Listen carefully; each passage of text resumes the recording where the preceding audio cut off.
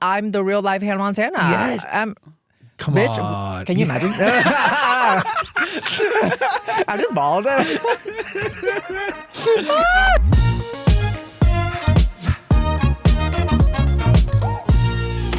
Hello, beautiful human. I'm Zach. That's Dan, and we welcome to the studio for the first time ever. The icon, the one and only, Platisque Tiara. Yay! Hello. Thank you for having me. You're stunning. You are. Thank you so much. Oh my gosh. I feel so... keep going. I feel You so nice. really are beautiful, Dan. Oh my gosh. Yeah, you are stunning. You're blushing. Yeah, You look- don't- I mean, you see this in there? You don't say that to all the drag queens that comes in here, do you? Yeah. No. No. Too real. Whoa. Trixie, my body double. She is at home raging right now. Nah, Trixie is beautiful as well. Yes. By the way, Trixie just announcing that she's retiring for at least a few months. Girl, that is insane. So now it's our time to destroy. By the way, you did amazing on the roast. Oh, Congratulations. Thank you so much. Oh, wow. You're going from being a runaway queen to a comedy queen. What does it feel like? It feels good to be versatile. It feels good to be topping once in a while, and it feels correct. So it's the only way to do so. I wish they showed it even more of how much we all went in, but it was a good cut. What did we miss? What jokes were cut out? Oh my gosh. Well, I think I went kind of overboard because there was a scene where I had the cigarette, right? So I went out and I was like, thank you so much for having me. Oh my gosh, I'm sorry. I made it to the wrong convention. And then I went, fuck. I can finally be myself. So it was just a lot of like other stuff that was going around. But I guess it's TV, but it was fun. How does one prepare for the roast? Because you know, like, how do you think the public perceives you? I think I'm very much a visual. Like if it was in a K-pop, it would be like a visual girl. But it is true, right? You are inspired by everything around you, and your looks are inspired by the culture that you soak in. Absolutely. And I think making it your own is really much the part where you have to do yourself. So therefore, I take a lot of inspiration from my culture into all of my looks and try to reference the things that make me happy the most and present it to the world and on the runway and everything. How proud are you to be from Vietnam? For a long time, I wasn't so proud. But now it's everything to me to be Vietnamese. I think as immigrants, we're just made to assimilate when we first come to the United States because everyone wants to fit in, everyone wants to be judged. No one wants to not be judged for the way they speak or the way they look. They just want to get to know other as a human. So when someone sees you, when they first see you, they hear you can't speak English properly, or you're a different color, or like, why do you look like that?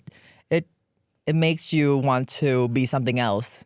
So that was pretty much like from like age 11 to 17, 18 was how I felt. And then it wasn't until watching Drag Race and kind of have more gay friends and kind of just said like, fuck it. Then I'll just be me, and this is it. And I think Drag Race really changed my life and changed my perspective on everything. And having found Vietnamese people who have felt the same way that I do. And I'm like, wow, nothing about me is original. These people felt the same way too. So having someone to have a similar experience really helped. Yeah. But by the way, not true. So much of you is you, right? Oh, but there yes. are threads that connect so many of us, right? For sure. Very much similarities, just all different shades of one another. Yes. But it is, you talked about like running away from being Vietnamese, but is that a part of what drew you to drag? Like this idea of becoming something else? Absolutely. I think rather than becoming something else, I wanted, oh, you know what? It is. Because drag to me at the very beginning was kind of much like a shield where I can just put this face on and I'm invincible. You know, like no one can judge me. No one knows who I am in real life. So everyone who sees me as Plastique. You know, sees me as this person on the stage for 3 minutes, just like turning it out. And they don't get to know the real me. And that, in a sense, felt very powerful to me because then I could just do whatever I wanted to. And doing whatever led me to become myself, essentially. It's crazy how it works, how crazy drag works. You have to kind of just forget yourself to Find yourself. Really beautiful. Yeah. Do you remember the first time you entered drag? I do. It was, I just graduated from high school. And it was that summer after, and I decided after months of watching YouTube tutorials online and kind of practicing my makeup, I went to an amateur contest on Thursday night at the Rose Room in Dallas. I sneaked out of my house. I had bought like this black bodysuit and this $40 wig from Amazon, which was a lot of money for me back then. And, you know, I did my makeup and I sneaked out the house at, I think, like 10 to sign up at 10:30. And the contest was judged on audience reaction. So at the end of the night, like they would clap to see who gets the prize. And somehow, some way, I broke my body enough to win that night. And the next week, the prize, and get this, the prize for winning the competition that night is you get to come back next week and perform 3 numbers for tips. So that was like Huge for me. And she got the bug, and the bug never left. So now I'm infecting the world with drag. By the way, you talk about your $40 wig from Amazon. It's rumored that you're spending $250,000 on your looks this season. Who is leaking these statistics? Someone has got into my statements and doing this stuff. Well, I am talking to the most popular queen on TikTok. Oh my goodness. So yeah. we know where the money is coming from, if it is true. TikTok is really paying my bills, and I'm very grateful. I mean, but you've also done something on TikTok that you should be so fucking proud of. You've mastered the transition. Oh my god, you are so good. I've watched. I mean, I think I've watched hundreds. I don't know. I just hit the playlist of transitions. It's crazy. Thank you. You transition in and out of all different shit, and you're really creative with the sounds. Really good. Oh, thank you. When I was little, I wanted to go into art direction and photography and video directing and everything, but never had the money. So drag was kind of like the shortcut going into it. And here we are, me using all my skills from high school. Who would have known? Yeah. But you've been teaching other queens too, right? How to do it? Weren't you with Bob? Oh my gosh, you're right, Ms. Babiana. But yeah, I think Bob, oh my God, Bob is doing so much better than I am. She is out here touring with Madonna. She's on Traders season 3. Yeah. So, oh my gosh, pretty cool. It's just a powerhouse. And I got my bend over post on TikTok, so we all have something. By the way, you have 11 million plus followers on TikTok. Yes. That is crazy. What a wild time. Who would have known? You know, I started TikTok when TikTok DM'd me on Instagram to get on TikTok, and this was like during the pandemic. So TikTok was just starting, and I was like, what is this app about? And then I just started posting like my videos I was doing on Instagram, and then slowly but surely it just started going crazy. And now TikTok is the way that it is, and it's become the biggest platform on earth. What does it mean to put together a look? Can you walk me through the process? Talk to me about the red look, which, by the way, people are saying this could be the best drag they've ever seen. Violet Chachki said that. My gosh. And for Violet to say that, it takes a lot. But putting together a look is really fun for me. I could just like go out and get inspired. I can just like look at Mr. Troll right there and then just get inspired by him. He inspired me today, actually.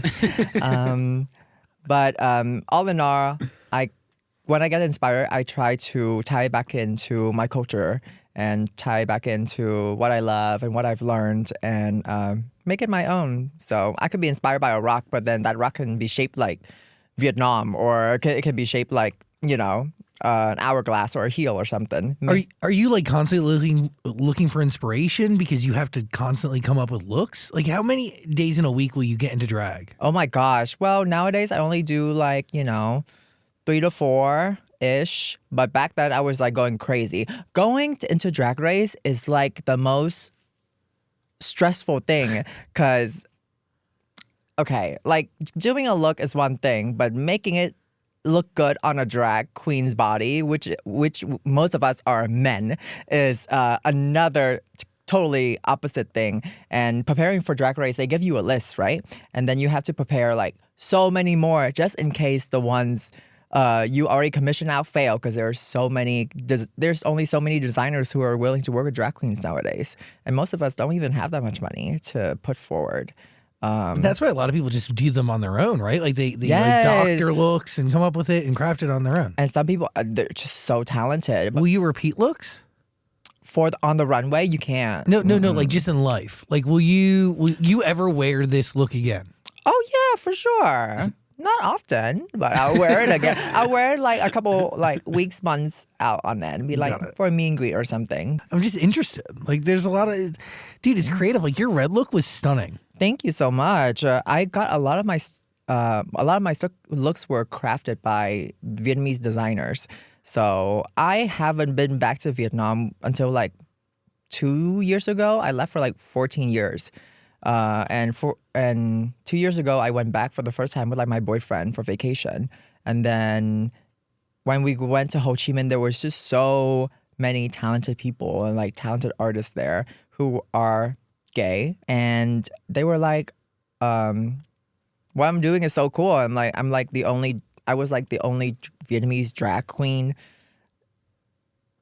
like that went to America and kind of did its thing. So it's really cool. Yeah, so coming back, they were like so excited. And then shortly after, when I returned, I got the call to be on S.9. And that's when I was like, okay, it's a sign. And then I called up everyone. I was like, can you just make like 5 outfits for me each? And they were like, yeah, sure. So here we are. You really represent where you're from in everything you wear. I love, because I mean, if I don't, who else going to? That's true. You know? That's really special. And you're on the biggest stage in the world. Absolutely. For your craft. A platform is a platform, and I'll take it however I can. Yeah. A fucking man. Mm-hmm. Hello, beautiful human. Every year, millions of gamers experience IGSS, inadequate gaming setup syndrome. Luckily, a cure has been found. You have to go beyond. With the Vibrasonic mattress by Beyond Sleep. This thing has 6 built-in subwoofers, USB ports for charging, LED lights so you never stub your toe. It gives you an acoustic massage when you want it, plus adjustable degrees of comfort. This right here is the best way to game ever. Cure your IGSS today at BeyondSleepTech.com. What was it like when you first auditioned for Drag Race? Do you remember that audition? I do. What was that process like? So when I audition, you have to do quite a bit of stuff. You have to do like a skit. You have to make your own outfit out of newspaper, I think, was what they requested us. You have to do a Snatch Game character, and then you have to do a lip sync and tie it all together into like a 10-minute video format. So I was like 20 when I auditioned, and this was like, I think 2 years into me doing drag, and I have like 2 costumes in my closet because I was, poor. And the audition, I had known Alyssa Edwards, another queen from season 5, and she had told me just audition, and then whatever happens, like I'll just lend you my stuff. So I was just kind of going blindly into it, like, okay, maybe I'll get on, maybe I don't, but at least I'm doing it. And then somehow, lo and behold, I got on, and I said, shit, now I have to plan all this stuff. And I maxed out 2 credit cards, went to New York, rent all this stuff, went back. I was so broke to the point where like I couldn't afford like to ship the bags to LA. I had to have my friend like Venmo me money so I can like ship the bags. It was crazy, but something in me told me it was the right thing to do, and here we are. Change your life. It really, that 2 credit cards really changed my life. Best investment you've ever made. Truly. The only good investments that you can make is in yourself, I guess. Amen. Mm-hmm. That is fucking true. Mm-hmm. That is true. What are you thinking? Well, one thing people talk about with the lip syncs is that you don't always know the words. Would you agree with that? Wow, getting me today. Well, you know, when you're focused on so many things in the competition, you're writing jokes at 4 a.m. and then you're having to make a costume at the same time, stoning your looks and all this stuff. Sometimes our minds get a little, but I will say, each of us have a performance styles, and when I do not move my mouth on the runway, it's intentional. I will always move my mouth to a female vocal. So if you watch it back, you'll see why. Yeah. Interesting. So if a male rapping or if it's like a male guy singing, I'm not going to move my mouth. Yeah, because my character is not that makes sense.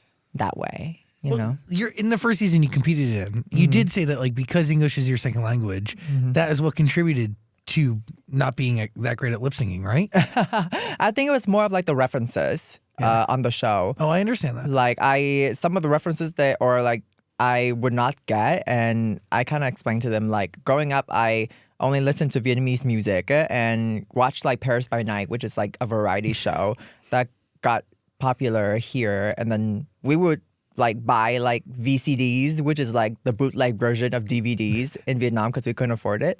So that was all I had growing up. And coming here, I learned English through Disney Channel and watching Hannah Montana, and that's how I was raised. So it wasn't until like 17, 18 that I found out about like Beyonce and music, and then I just kind of like deep dive into it. And then going on to the show, I was like, not getting much of like the older references as well. So it was a little hard for me. I still don't get it, but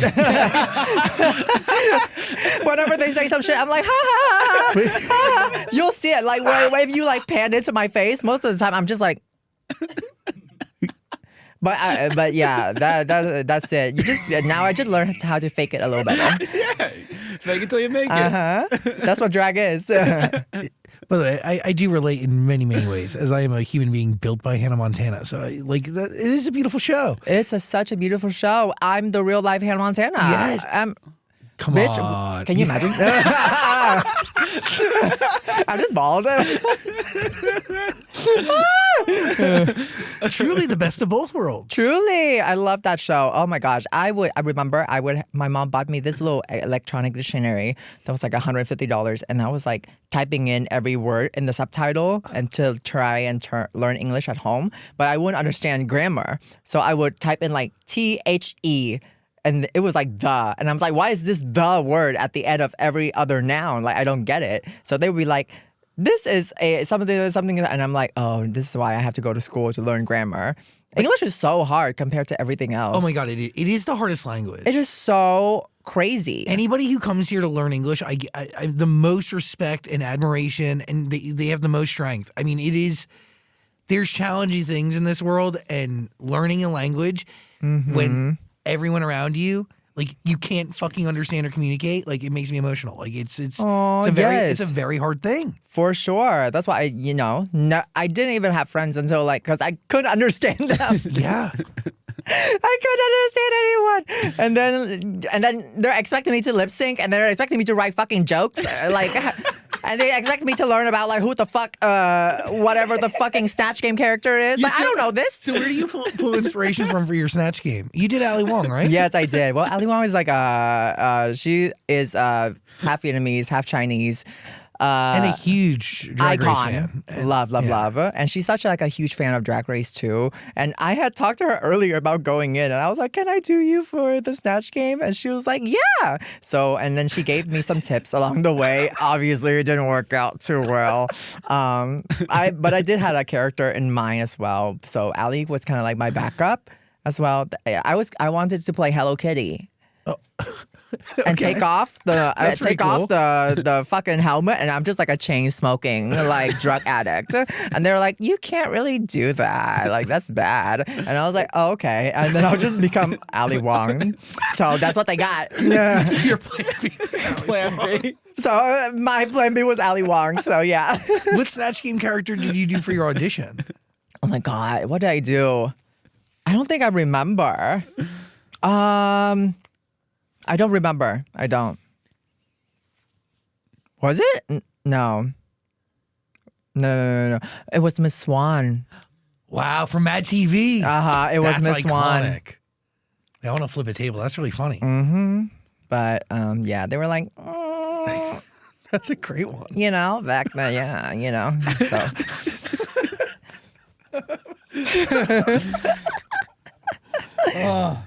By the way, you can catch Drag Race All Stars. It's waiting for you on Paramount Plus. We're going to put a link below. You're playing for charity this season. Very different than any other season before. Nobody gets voted off, but whoever gets the most money is declared the winner, correct? Yes. So whoever has the most badges goes to the final three, and in the final three, you will do whatever they want you to do in order to win the crown. A lot of people are saying that you're going to be making it to the final three. Yeah, I think it's really special this season because we all just like, I don't know. I was gonna say it's like a little less pressure, but once you get in there, like the first few weeks, we're just like, oh, this is all fun and games. But then we're like drag queens, so we're like terrible people, and we just want to win all the time. So by like midway, I'm just like, I have to win more challenges. Do you believe that drag queens are terrible people?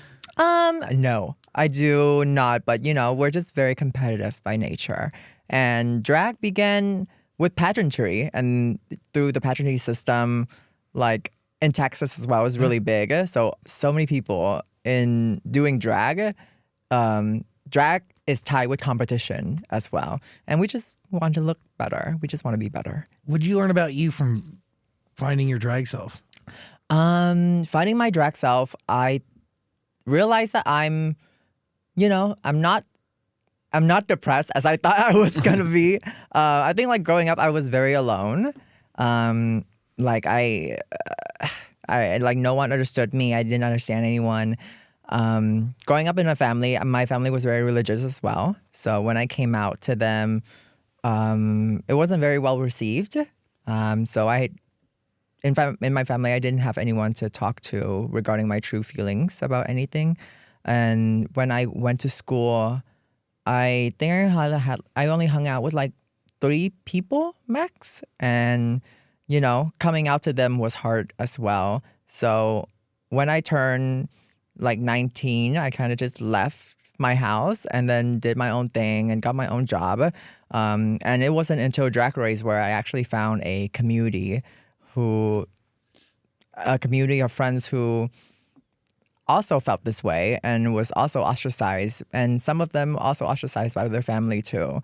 And to talk to like-minded people and people who have gone through similar things that you have gone through makes you feel less alone, and that we're not all so different. What does your family think of what you do now? I think right after Drag Race, they were still very. The thing is about Asian families is that we don't talk about our feelings. I never talked about my feelings. I never said like how I feel, when they make me feel this way. I never said that. So on Drag Race on season 11, there was a clip of me hugging RuPaul, and I was just like talking about my feelings. That was the first time I ever said anything about my family. Like I never talked about my family to anyone. That was the first time I did it, and it was like on national television. So you see me breaking down. That breaking down was real. Yeah, so real. And it wasn't until after Drag Race that that led to more conversations about me growing up and how my family, how we could be better, have a better relationship as a family. And I think it was until this year that they really, came around and they become like proud of me. Like they would like share my stuff on Facebook, and I would see like my grandma little icon like commenting like on my stuff, and it was like, his name is Duke Trenwin, and like trying to like, you know, have people in her own little way trying to get people to know like the real me. So it's a sign of, you know, it's a sign of love, and it's a sign of at least they're paying attention. Like, you know, at least they care. So yeah, families are hard. Oh, yeah. Yeah. Families are hard. But we as gay people get to choose our own family, right? We get to choose the people that we hang around. So, yeah. That is true. But a part of us always wants our family to be proud of us. Of course. They're the people who raised us. Yeah. Yeah. And you've accomplished some amazing things. Oh, thank you. Thank you. I've been very lucky, very fortunate to make decent decisions to where it got me here for sure. But it's also like, you know, if I haven't faced like other things that was bad, and I wouldn't be driven enough to achieve the things I've done. So you kind of I'm just thankful. What are you thinking? Well, you started back up on YouTube. You got one video there. Yeah. Is YouTube something you're going to focus on after All Stars, or? That's going to be a journey for me going forward after All Stars for sure. Getting to know, having, you know, people getting to know the real me and stuff. But this is good. This is a good first step too. Yeah, thank you for being here. No, thank you. Like, what is the business look like for you, right? Are you going to tour? Like, what drives you? What motivates you? What fulfills you? My drag started out as just wanting to explore my femininity and to gain some confidence, right? And now that I've done that, and I go back to Vietnam, there is this scene of drag that is growing in the past 1 or 2 years. And so many LGBT people comes forth and tell me that me like living my life kind of like make them found themselves as well. So I think my next journey is really going back there and giving back to the people and kind of, you know, doing my own little concoction there as well. Because I think RuPaul was once, you know, the only one in his field, and he made an empire. So I want to do the same thing. Ooh, that's exciting. Very cool. Yes, thank you. So it's very fun. That's the next journey for me, I think. And of course, just keep doing what I do and touring and performing. And that's what I love. That's very much in reach, you know? Yeah. And maybe my next number, I just go out and just don't lip sync. I think that's gonna be my next concept. I just wear a mask. No. Oh my God, a mask with like that hologram. You remember when COVID time where Ariana performed with like Gaga and she and they got the moving mouth. I should have had that. Oh my God, what a great idea. Thank you. That's my next concept. Do you remember the first time you realized you were beautiful, like as a woman? Oh my gosh. I don't know. I never thought I was like beautiful. I never thought that, because I think like I was very chubby, and then growing up here, it was like white people all the time. So I'm like, I must look like white people. I don't look like white people. I'm so ugly. And I think like it took drag and makeup to realize, oh, I'm okay looking. You're beautiful, yeah. Yeah, thank girl. So it wasn't until like Drag Race where I was like, okay, I can do makeup, and I can make myself the way that I want to, the way that my imagination let me do it. You went to beauty school, right? I did. Yeah. I was a hairstylist.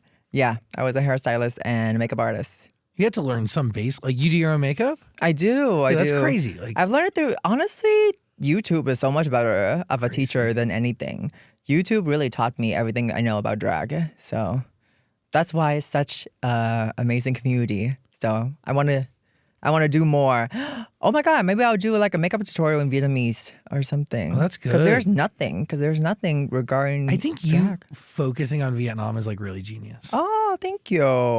Thank you. That's my next empire. Life changer for many people. Thank you. I will try my best. How long did it take you to get ready today? Today, I did it in like 2 hours. Wow. Not too bad, right? No. How long? How long did it take me to get ready? Huh? No, I was like, I wonder how long it takes other drag queens to get ready. But how long did Trixie say how long it takes her to get ready? I feel like she can get ready in like 30 minutes. I don't know. I felt bad putting Trixie in drag. That's like one of my biggest. I feel really bad. I'm remorseful about it. It was so good. Trixie said she didn't feel like getting in drag that day. Oh no! I'm like, I did watch that clip a little bit. That was a kind of clip. I loved it. I was like, ooh, I felt so bad. You know what? And at least she got a bang on. She didn't gotta glue nothing down. She just popped it on. So and she's such an icon. what do they call her? Our capitalist Barbie. No, yeah, she's so rich. Bitch. It's crazy. Bitch. She gives wealth because she doesn't like give it. You know what I mean? Uh-huh. You know, like she's like I'm comfortable. Yeah, you're fat rich, and your partner definitely does well. Like so that they the two of them are power couple. Oh my gosh! Like they figured something out. Yeah, they ate that up. They did. Barbie and Ken of the modern world, of the gay world. Eat up in Vietnam and keep this journey of being a comedy queen. I think you're onto something. Yes, catch me as Ali Wong going on tour. Can you fucking imagine? I opened for Ali Wong as Ali Wong. Not a bad idea. Wait, actually. Ali! Actually, marinate. Jay, oh my gosh. Thank you for my next tour coming out soon. If you knock on that plank of wood, it'll come true. Really? Yes. It's the manifestation log. Oh. It's real. Must caress. Yeah, rub it. So many relationships and things have come from that. Thank you. You're welcome. You're welcome. I'm good for the next 2 years. Yeah, thank you so much. What's your boyfriend do for a living? My boyfriend, oh my God, he's a marketing, he started out as like a sports marketer and now he does like data analyst and stuff. Wow. He's like the complete opposite of me. Nothing in common, huh? Like the complete opposite of me. So that's why I love it. Yeah. How'd you guys meet? Huh? How'd you guys meet? Tinder. Wow. Yeah. And you've been together for how long? We've been together for over 2 years now. Oh, yeah. Mm-hmm. Which is, in gay years, that's like, in straight years, that's like 20. You know, like we're basically married and dying. So. Was he a Drag Race fan? Did he know that you were Platisque Tiara? No idea. You know, he told me like when we were on our first day, he had extreme diarrhea. So he went to the restroom to like blow his brains out. And then he texted his friends and prior to that, I told him that I was, a drag queen on Drag Race. Oh my God. When I told him I was a drag queen, he was like, so like, do you work at like the Abbey? Shut the fuck up. And I was like, no, bitch, I'm touring the world. And then he had to shit his brains out. So then he texted everyone and he was like, oh my God, I'm on a date with Platisque Tiara. And of course, all his Gaysian friends was like, what? How'd you swing that? But this was during the time of COVID to where it's like we're like coming out of it. And like he's like this like data analyst, like straight guy. So he had like 3 really bad pictures taken from his Nokia on there. So I was just like doing the date just for the story, just so that I can tell my friends like, oh, I went on a date. Just to get out of your fucking house. Just to get out of my fucking house.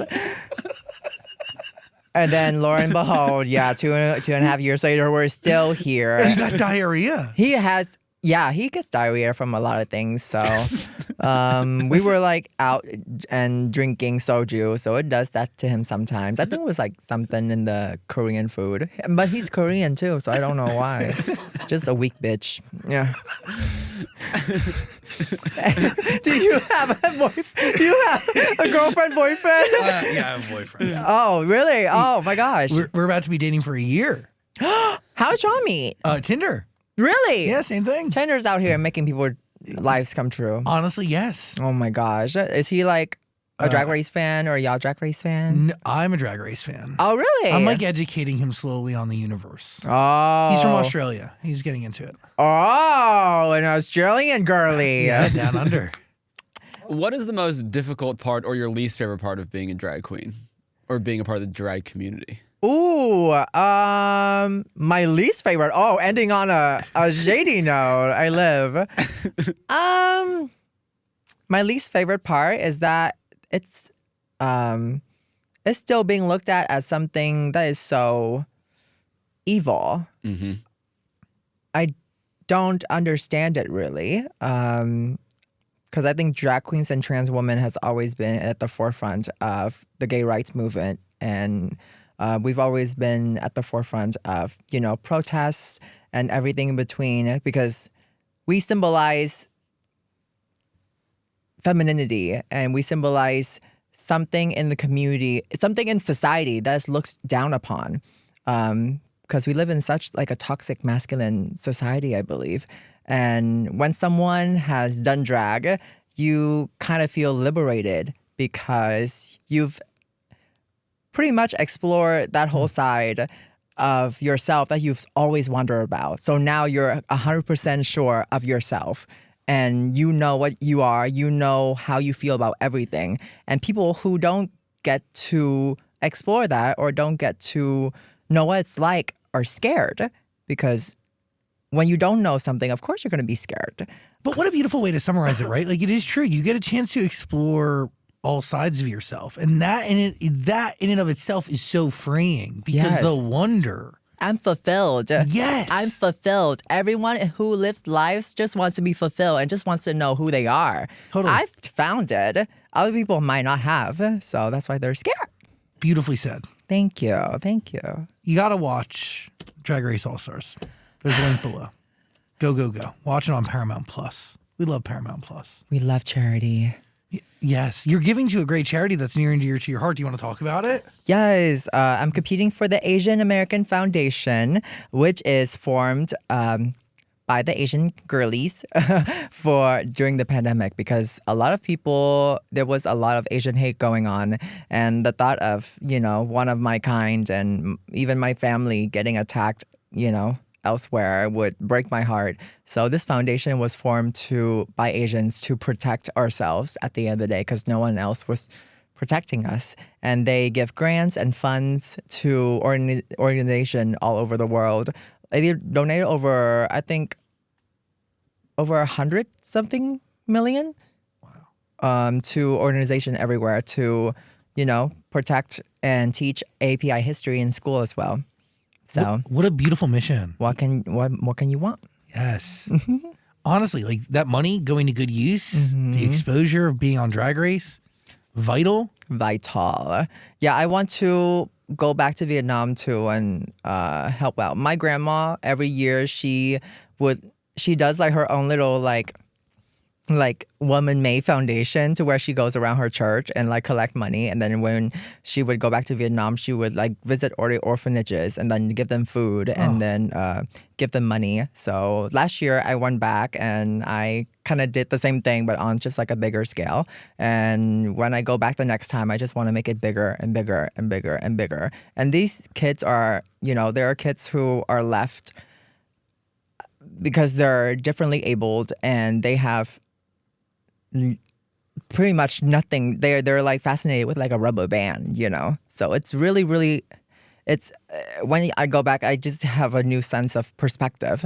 So it's definitely a mission of mine to make it known, make it bigger and bigger, and help out as much as I can. Do you plan on getting like a place there, you want to build a business and life there? I do. I want to spend the months there that's not so hot, because in Vietnam it's only like rain or sun. So I would want to go back when it's like sunny and not raining. I get it. Just enough. Watch Drag Race All-Stars. It's there, season 9, waiting for you on Paramount Plus. Link below. Final thoughts? Is it a compliment to be called every bisexual person's wet dream? Oh my God, keep saying it. I love it. I love it. It's kind of true, I guess. Thank you so much. Beautiful in drag and outside of it. Aw, if the bisexuals can donate to charity as well, that'd be amazing. I feel like you awoke something in Dan today. She's stunning. Aw, look at her. Do you feel something quivering? I think so. Down there? Yeah, I think I might. That's why my mission here is done. You don't feel this with Trixie, don't you? Trixie had another effect on me. Ooh. It was... it's something wasn't quivering. It's rumbling. It folded inside out. like what I'm doing right now. Very much me. Is it painful? Girl, if only you knew. I'm afraid. I don't know. Girl, I'm afraid I'll never see it again. No, it's like a dying bird. It's like when I take off my shit, I'm just like, fuck. I really be out here mutilating myself because it'd be quivering too, and it's not a good sight to be seen. How do you pee? Huh? How do you pee if it's all You don't. tucked away all night? You don't. All day, all night? No. Well, if I pee, then it's a whole origami mission to get her back in. And it's a very treacherous folding instructional thing. It's not an airplane. It's not a crane. It's something else. So you don't want to see that. Thank you for being here. Thank you so much. But you for can do a having me. split, right? You can do the split. I see you do the split. Here and there, not anymore. Oh. Not anymore. A little old for that. Yeah, too old for that. I did it because I didn't know the words. Sorry. The best way to distract. Turn around! Do something! In the hands of the face, That's all. It's a tactic. So now, that's why I don't split anymore, because now they can see. Fuck. I have to relearn it. Thank you for being here. Thank you for giving us your time and energy. And you really are an icon. Oh, thank you so much. I appreciate it. Thank you for having me. Literally anytime. Please come back. Oh, yeah. We are always here. And again, Drag Race All-Star Season 9 waiting for you on Paramount Plus. Link below. Platisque Tiara, everybody. Woo!